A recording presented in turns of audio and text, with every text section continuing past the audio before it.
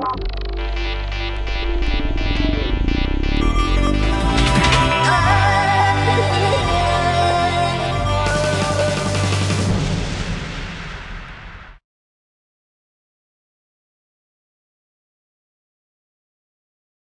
is Karl talking management for the Globe and Mail. Today I'm delighted to speak to the CEO of Canada Post, Moya Greene. Good afternoon, Moya. Hi, Karl. So, the top where you are, Moya, I mean, you've got 72,000 people working for you. There's so many filters between a letter carrier with the truth in Gander or in, His truth. Yeah, and then her truth over, well, in Vancouver. Right. But your thought is that they're out there dealing with reality. They are. How do you connect with 72,000 people as a CEO, and how do you not let the filters get in the way where someone's scrubbing it clean? By the time it gets to you, there's nothing left because everybody's got an agenda. How do you contact with the frontline troops? Make it direct. I'm out there myself. Okay, I would say 35 to 40 frontline meetings every year. That's a lot of time commitment on my part to hear from our people that are actually getting the mail out.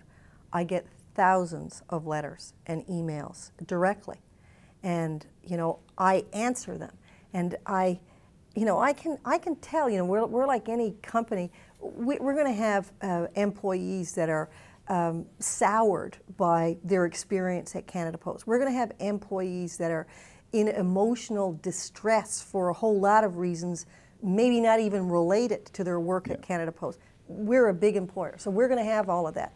But once you've been in the company for a while and you've seen how it works or doesn't work in certain aspects, you can tell. You can tell after 4 or 5 paragraphs or a couple of letters.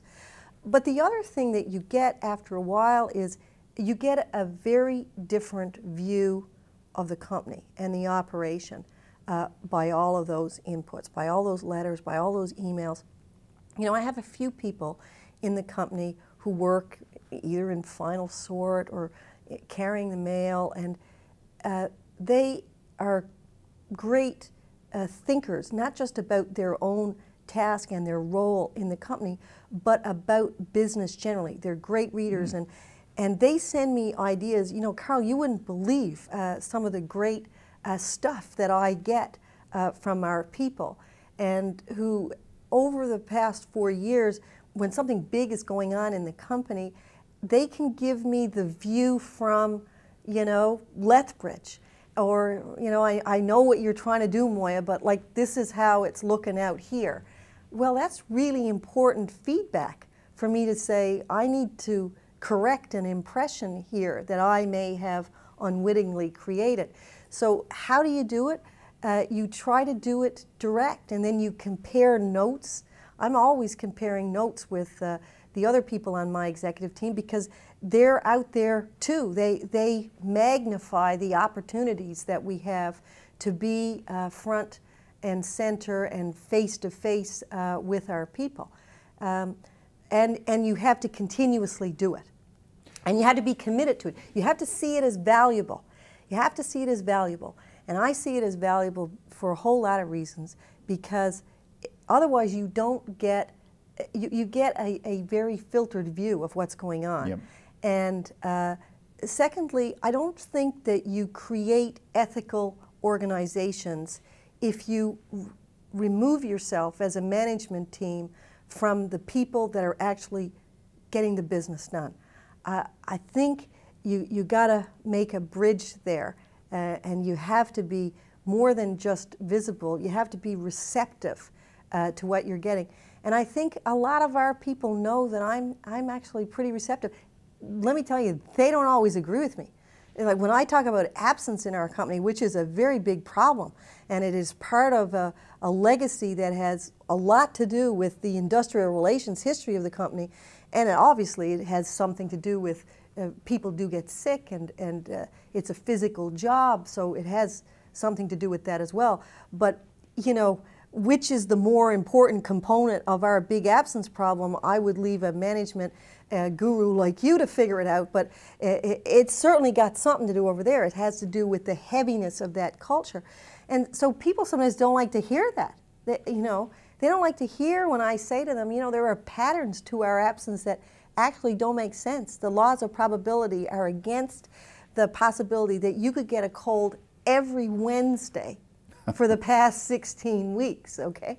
So, but they'll go home and they'll think about it and they'll say, and the people that have heard the conversation, they'll say, maybe there's a point there.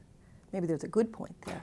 So that is actually how you do change the culture in a big place. It's to be pretty accessible and to be ready to hear what that other perspective brings to the table. When you look at it as your job as a CEO compared to your previous jobs, where do you spend your time? You've talked about you spend a fair bit of time listening to people, probably more than you might have in the past. Much more. What else is that's different about being CEO in terms of where you spend your time and energy? I spend a lot of my time on the transformation of the company, the modernization of the company. That is a very big endeavor.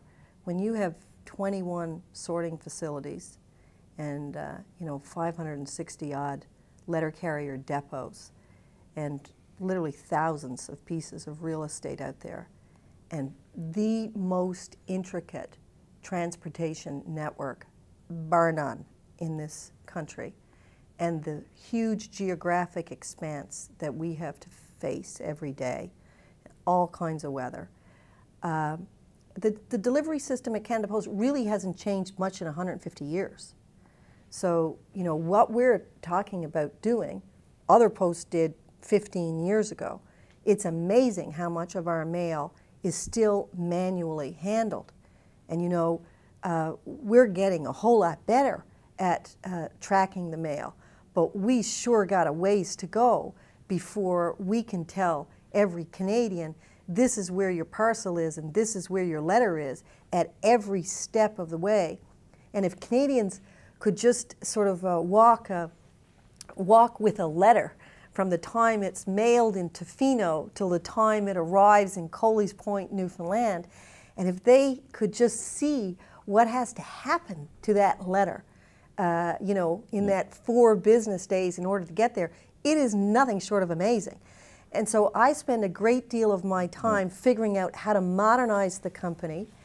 I spend a lot of my time trying to figure out, you know, what will we have to do now so that 20 years from now we're successful. You know, trying to understand the trends on electronic commerce and electronic messages and how that will affect us and our major customers, and what role can Canada Post play, and what kinds of investments should we make in a time when, you know, capital is very hard to come by in order for us to be successful as that current just continues to evolve. So I spend a fair bit of my time trying to figure that out. And I would say those are the 3 big things. Those are the things that are really critical to the success of the company. This has been Karl Moore talking management for the Globe and Mail.